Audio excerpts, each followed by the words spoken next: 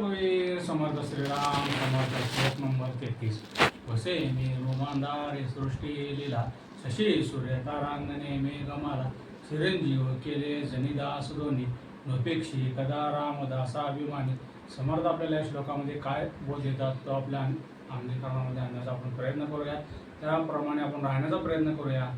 मेरू आणि मांदारी, भव्य आणि पर्वत, चंद्र सूर्य ताऱ्यांचे समूह आणि आकाशातील ढगांच्या माला ही सर्व अथांग सृष्टीची लीला जोपर्यंत या जगात आहेत आणि ज्याने आपल्या दोन्ही भक्तांना उदाहरणार्थ हनुमान आणि विभीषण यांना या पृथ्वीवर चिरंजीव केले, तो आपल्या भक्तांचा अभिमान बाळगणारा श्रीराम आपल्या दासाची उपेक्षा कधीही करणार नाही।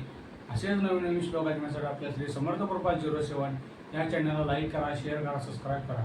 जय सद्गुरू।